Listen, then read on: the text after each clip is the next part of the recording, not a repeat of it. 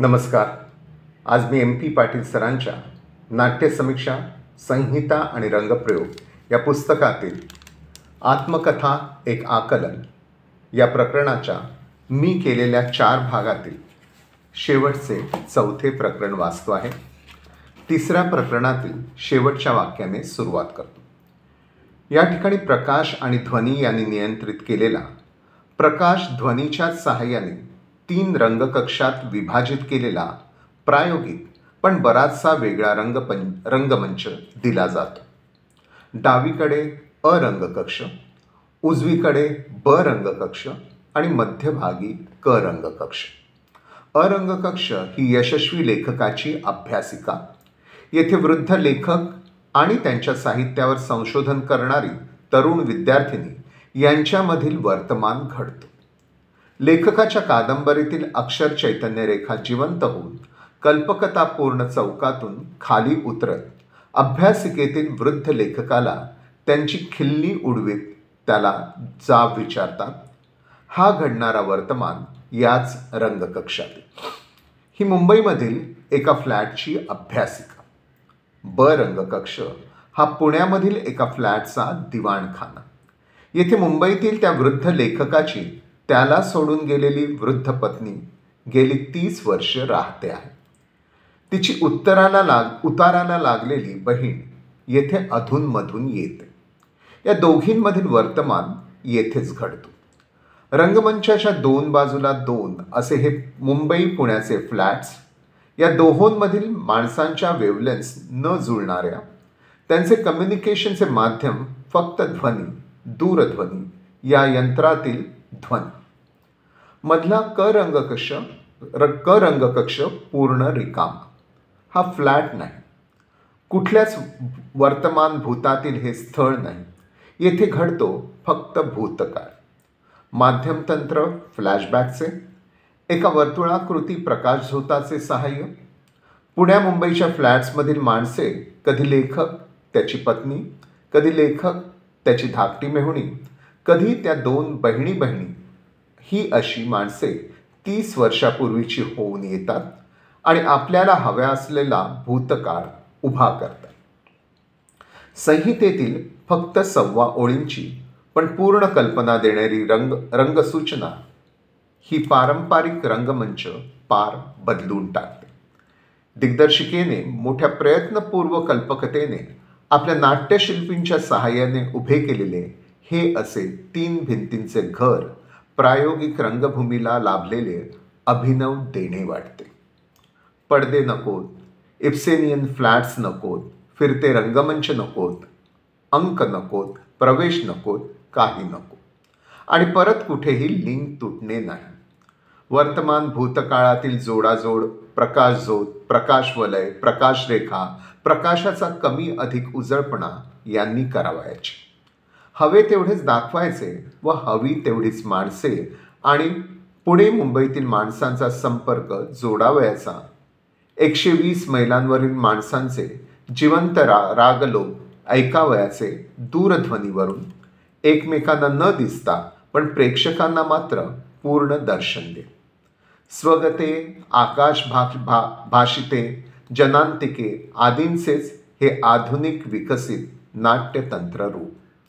दिग्दर्शिका, विविध तंत्रज्ञ, विविध नाट्यशिल्पी आणि अभिनेते यांचा पडद्यामागील मोठा कल्पकतापूर्ण, शिस्तबद्ध, काटेकोर, लयबद्ध परस्पर सहकार खूपच उठून दिसणारा. 2. काल रंगसूचना.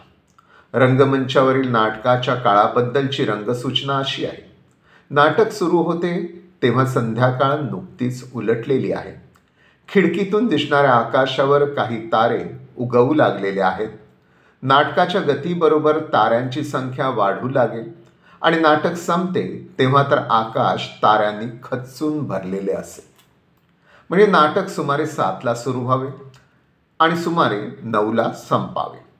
हा काळ नेहमीसारखा प्रयोग सापेक्ष असा. हे काही युनिटी ऑफ टाईम नव्हे.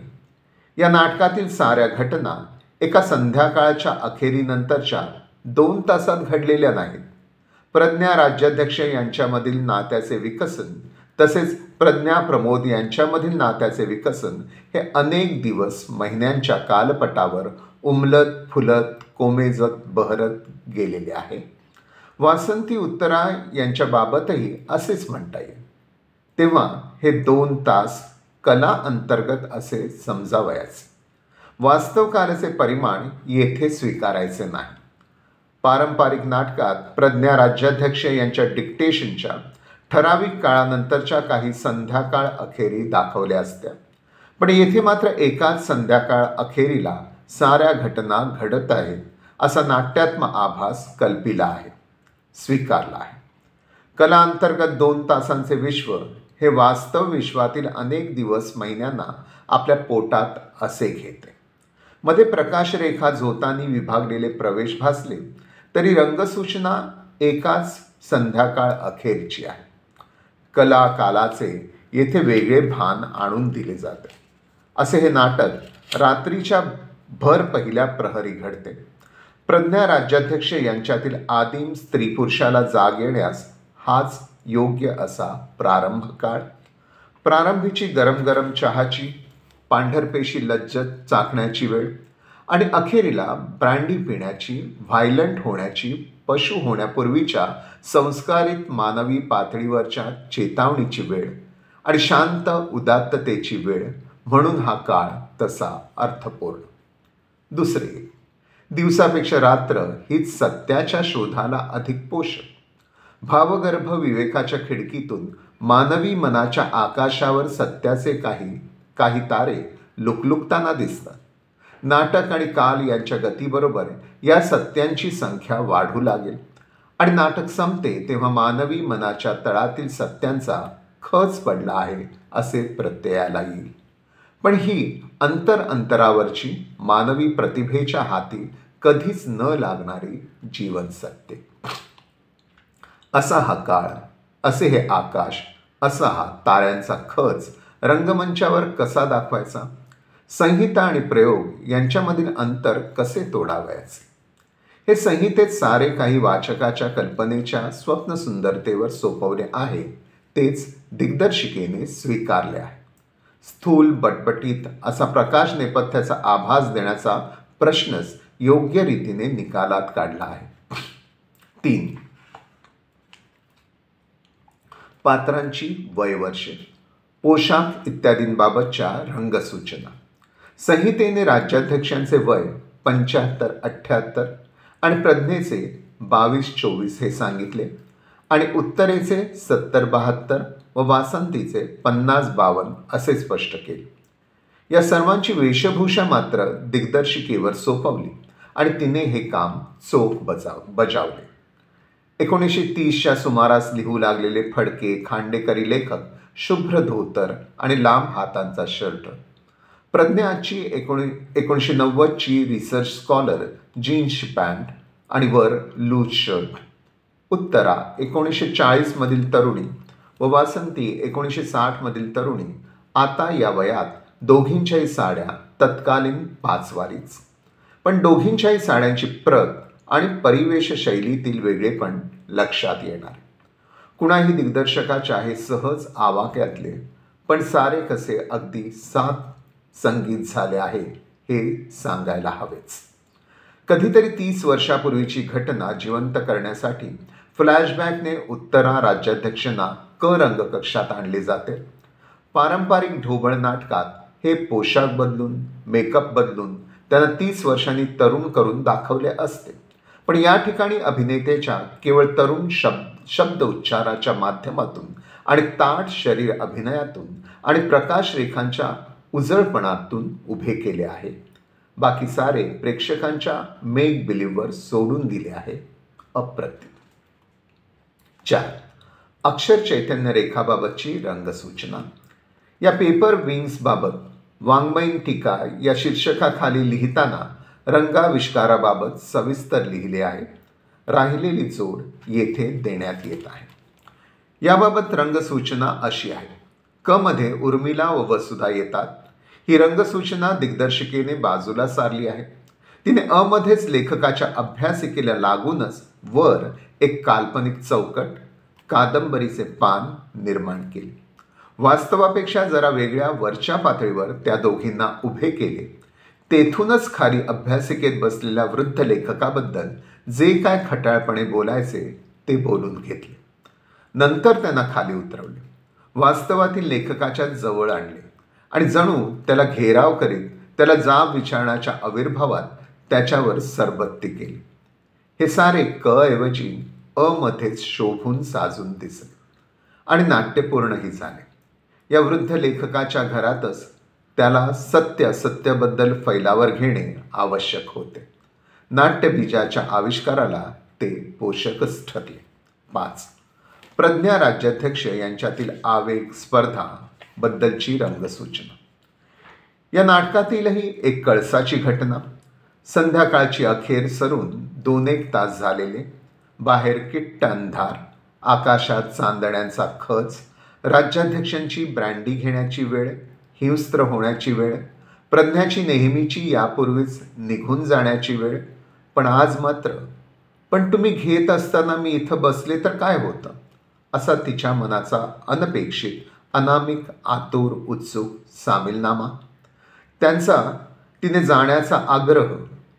कुठं हो जाऊ मी, असा तिचा जाण्याला नकार देणारा प्रश्न. तिच्या विक्षिप्त अगतिकेने सांगितलेले प्रियकराशी झालेले खरे खोटे भांडण, तिचा दाबलेला हुंदका आणि मग तिचे त्यांच्यातील गुंतणे मार्मिकपणे सुचवणे. त्याला तुमचा मत्सर वाटतो. मी तुम्हाला सगळा वेळ देते आणि त्याला देत नाही. मी तुमच्यात गुंतत चालली म्हणून. राज्याध्यक्ष वरवरून स्थिर पण आतून अस्वस्थ. ते तिला ड्रिंक्स आणाव्यास सांगतात. तू पण घे थोडी ब्रँडी, असे तिला भाबडेपणाने सांगतात की मिश्किल गमतीने म्हणतात की जाणते अजाणतेपणी आदिम हिंस्त्रतेच्या प्रतिसाद अपेक्षितात. हे असे आदिमतेकडे जाणे चालूच आहे. मध्येच त्यांच्या कल्पनाविश्वात काहीतरी घडून जाते. त्यांना दिसते त्यांच्या कादंबरीतील नायिका प्रतिनायिका त्यांच्यासमोर येऊन त्यांच्या चुका, ढोंग, खोटेपणा, स्वार्थी आकलन यांच्यावर ताशेरे मारून निघून जातात. हे सारे राज्याध्यक्षांच्या कल्पनाविश्वात घडलेले. राज्याध्यक्ष प्रज्ञा आहेत तिथेच आहेत. त्यांचे आदिमतेकडे जाणे चालूच आहे. वेळ तीच आहे, बाहेर किट्ट अंधाराची, आकाशात खच पडलेल्या चांदण्याची आणि भूतकालीन वर्तमानकालीन सत्य असत्य खरे खोटे यांनी राज्याध्यक्ष घेरलेले. अशा त्यांच्या अवस्थेत त्याच अवस्थेतील प्रज्ञा ड्रिंक्स घेऊन येते. राज्याध्यक्षांचा प्रश्न आणि कबुली. तुम्ही वागता कधी खोटं स्वतःशी, दुसऱ्याशी? मी फार तसं केलं आहे आयुष्यात. प्रज्ञा स्वतःसहित त्यांच्या कबुलीत सामील. सगळेच कदाचित तसं करत असतील. खोट्याला खऱ्याचा बेमालूम मुलामा देणारे आपण, अशी राज्याध्यक्षांची परत सहमती. तिचे घरी जायला निघणे, त्यांचे तिला थांबवणे. घरी जाऊन रडतच बसणार ना, त्यापेक्षा असे काही चिडवणे, अनामिक सुचवणे, तिचा अनावर हुंदका, तिचे नाही नाही असे मान हलवणे, त्यांचे दुःख आवरायला सांगणे आणि तिचे शांत होणे, पण परत आवेगाने खरे सांगणे. मी मगाशी खोटे बोलले. आमचे भांडण झालेलं नाही आहे. प्रमोद अजून तयार आहे. त्याला वाटतंय मला वेडाची लहर आली आहे. त्याला सांगून आले, माझा नाद सोड, आपण आता भेटायचं नाही म्हणून.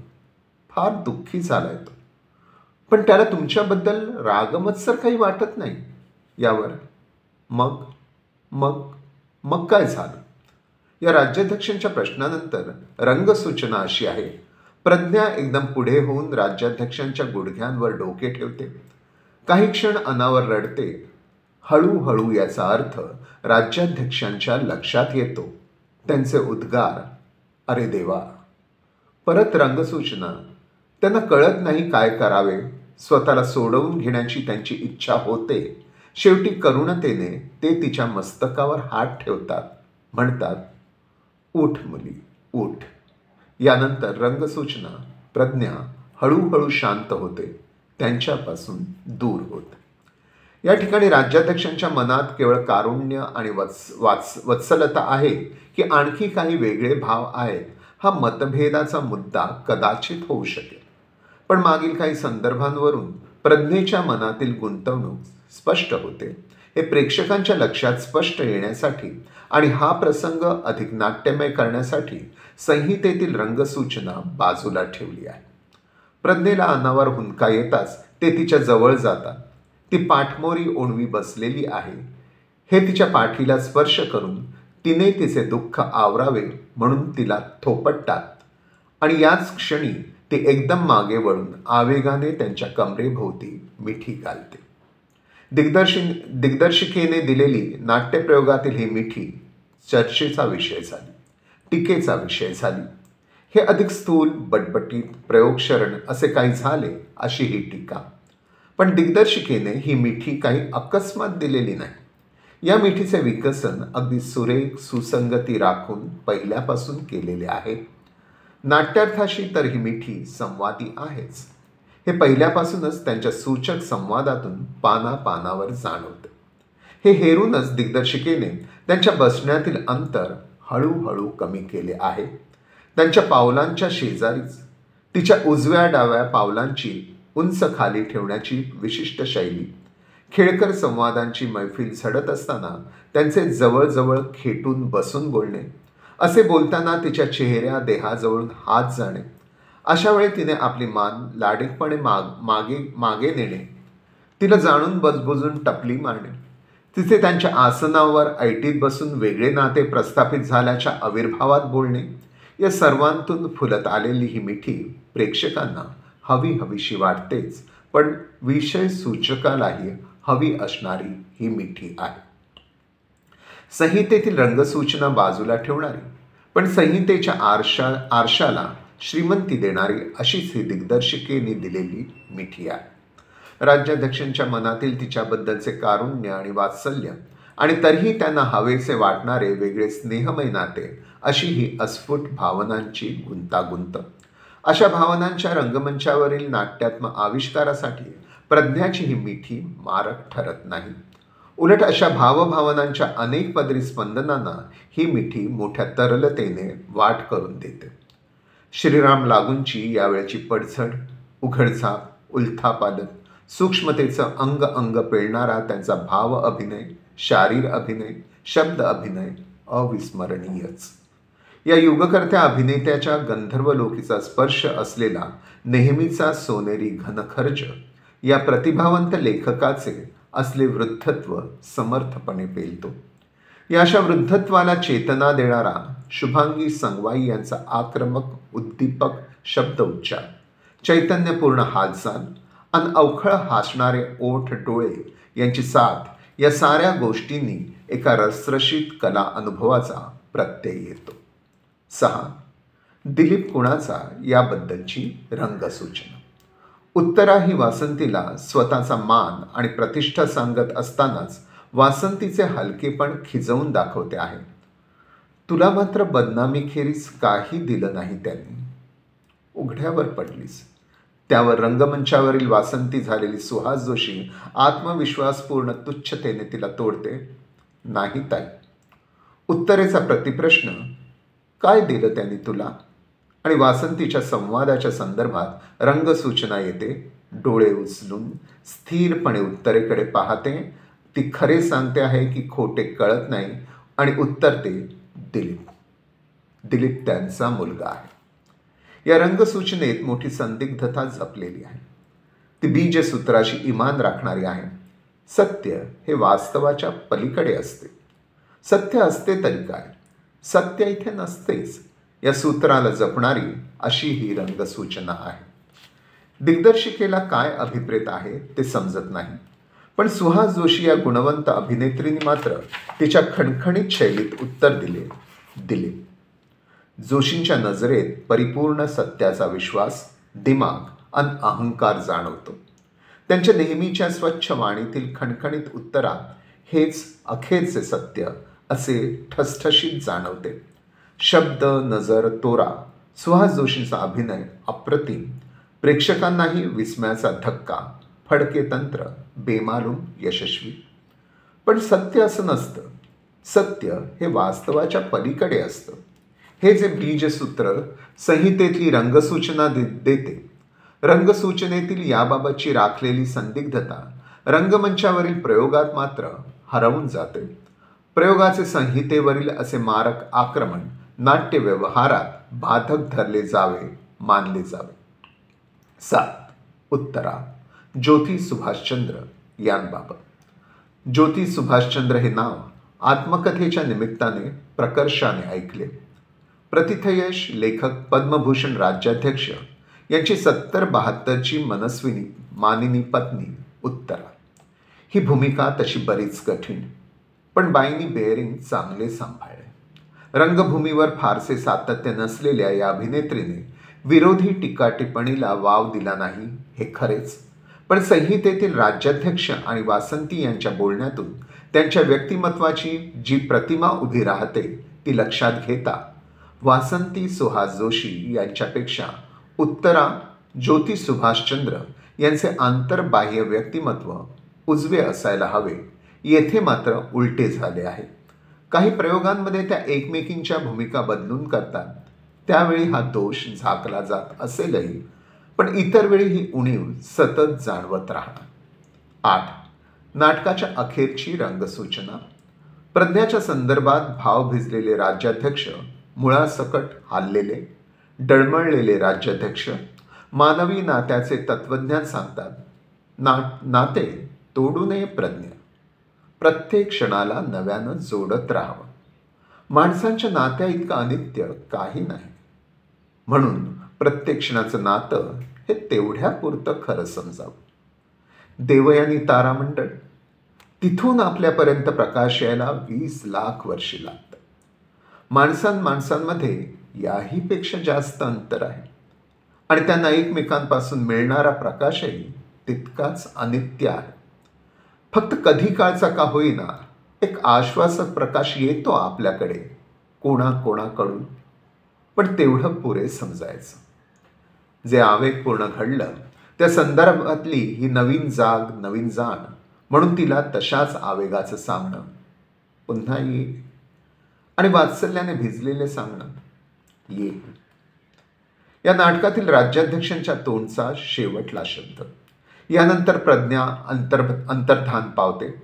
राज्याध्यक्ष अजून नाटकात आहेत, पण त्यांचे शब्दरूप मात्र संपलेले आहे.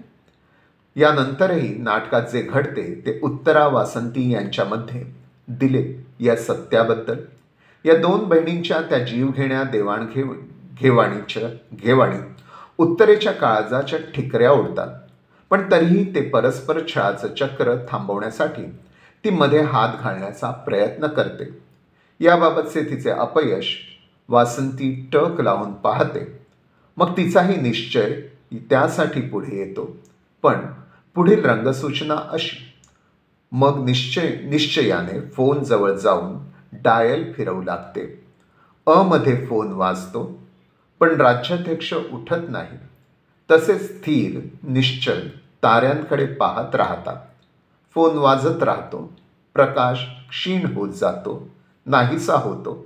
घराच्या भिंती अदृश्य होतात.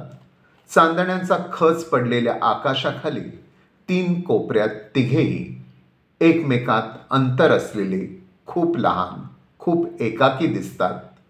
पूर्ण अंधार. फोन वाजतच आहे. हा संहितेतील रंगसूचनेतून येणारा नाटकाचा शेवट. हा श्रोत्यांस काव्यात्म, नाट्यात्म, अगदी पूर्ण घनगांभीर्याने भरभरून पसरलेला, विश्व उदासीनतेनं व्यापलेला, मानवी जीवनाच्या उरीपोटी असलेली सार्वत्रिक, सार्वकालिक, सर्व प्रकारची संदिग्धता तोलणारा, पेलणारा असा हा वाटतो. दिग्दर्शिकेने प्रयोगाची सांगता डेथ म्युझिकनं केली आहे. हे असले संगीत स्थिर, निश्चल शरीराच्या राज्याध्यक्षांचा निश्चित शेवट सुचवणारे आहे. हा शेवट भीषण गंभीर जरूर आहे, पण रंगसूचना ही संदिग्ध, कितीतरी अधिक श्रीमंत आहे. राज्याध्यक्ष ताऱ्यांकडे पाहत राहतात. या रंगसूचनेकडे दुर्लक्ष करून प्रकाश क्षीण होतो, नाहीसा होतो. भिंती अदृश्य होतात यांचा मृत्यू असा प्रतिकात्मक अर्थ घेऊन तसा घेता येतोही दिग्दर्शिकेने स्थूलतेचा पर्याय स्वीकारला आहे. त्यामुळे मृत्यू गांभीर्याने जड मनाने प्रेक्षालयातून बाहेर पडतात. उलट संहितेतील रंगसूचना वाचताना त्यांचे ताऱ्यांकडे निश्चल पाहणे, भिंती सरणे, आकाशात चांदण्यांचा खच पडणे आणि 3 कोपऱ्यात तिघे खूप लहान, खूप एकाकी हे शब्द ब्रह्म अतिमानवी पातळीवरचे ब्रह्म प्रत्यय देते. नाटक वाचून संपते आणि वाचक एक वैश्विक अंधारमय जाणीव घेऊन संहितेतील नाट्यगृहाच्या बाहेर पडतो. ऐकू येते फक्त कुठंतरी ट्रिंग ट्रिंगची साथ घालणारी, कसला तरी शोध घेणारी, अदृष्टाची शक्ती, काहीतरी सांगणारी, सत्य असत्य त्या पलीकडले काहीतरी, चांदण्यांचा खच, सत्येच सत्य, आकाशात दूर लुकलुकणारी, डोळ्यांची उघडझाप करणारी, मानवी हातांना कधीच न लागणारी, अनंत, असंख्य. इथे आत्मकथा एक आकलनाचा 4था आणि शेवटचा भाग संपतो. धन्यवाद.